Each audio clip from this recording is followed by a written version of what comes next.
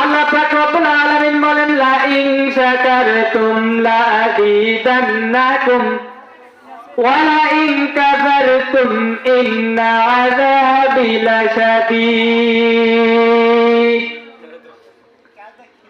আল্লাহ তাআলা বলেন লা ইন শাকারতুম লা আযীদান্নাকুম ওয়া লা ইন কাফারতুম ইন্না আযাবি লাশাদীদ।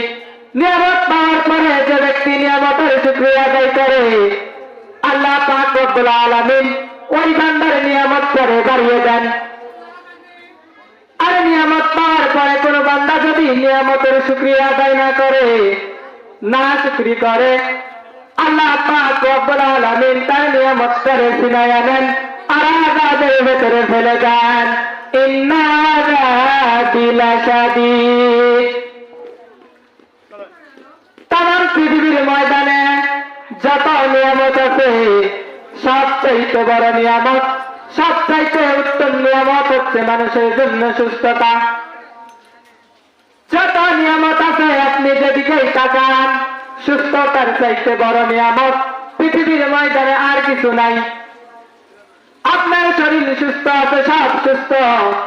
আপনি যদি অসুস্থ হয়ে পড়েন তাহলে আপনি আল্লাহ পাক রব্বুল আলামিনের কাছে শুধু বলেন রব্বুল আলামিন আপনি আমাকে শুধু সুস্থতায় দান করেন, আমার জীবনে আর কিছুই লাগবে না, সম্পদ লাগবে না, টাকা লাগবে না। যত নিয়ামত আছে সবচেয়ে বড় নিয়ামত হচ্ছে সুস্থতা।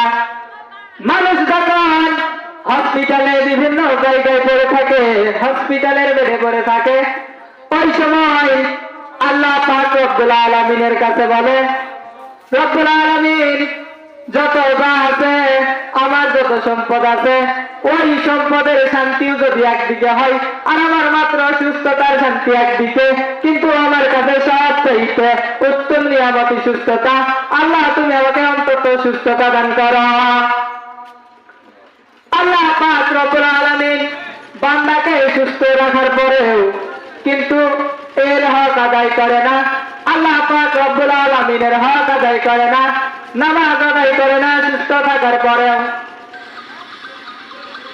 বনী ইসরাইলের জামানায় একটা যুবতী মেয়ে এসে বলে আল্লাহর নবী মুসা আমি জেনা করেছিলাম, জেনা করার পর আমার যে সন্তানটা এসেছিল, সন্তানটা পৃথিবীর ময়দানে এসেছিল, ওই সন্তানটারে আমি আসার দিয়ে মেরে ফেলেছিলাম, একেবারে মেরে ফেলেছিলাম। হ্যাঁ নবী, আল্লাহর নবী মুসা আমার চাইতে গুনাহগার ব্যক্তি কি এই পৃথিবীর ময়দানে আছে?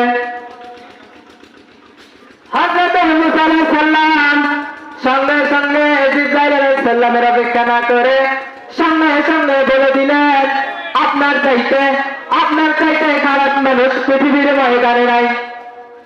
সঙ্গে সঙ্গে হযরত জিবরাইল আলাইহিস সালাম চলে আসলেন, ডাক দিয়ে বলেন ইয়া আখি মুসা, ও ভাই মুসা, এই বান্দা, এই ব্যক্তি, এই মহিলার চাইতে নিকৃষ্ট ব্যক্তি পৃথিবীর ময়দানে আছে।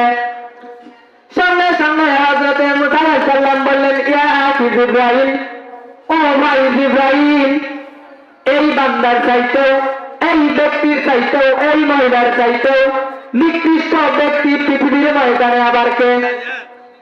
হযরত মুসা আলাইহিস সালাম তাকে হযরত জিবরাইল আলাইহিস সালাম বললেন আল্লাহ পাক রব্বুল আলামিন আমাকে এই কথাটা জানানোর জন্য, এই কথাটা বলার জন্যই পাঠিয়েছেন। এই ব্যক্তির চাইতেও নিকৃষ্ট ব্যক্তি ওইটা যে ব্যক্তি সুস্থ থাকার পরেও আল্লাহ পাক রব্বুল আলামিনকে সিজদা দেয় না, তার মানে নামাজ আদায় করে না। একটা যুবক বিবাহ করার পরে বাসাতে যাওয়ার পরে স্ত্রী বলতেছে স্বামী আমি একটু সাজগোজ করে আসি, আমি একটু সেজে আসি। বলে যাও। গেলেন সাজতে সাজতে সাজতে সাজতে রাত 12টা পার হয়ে গেল।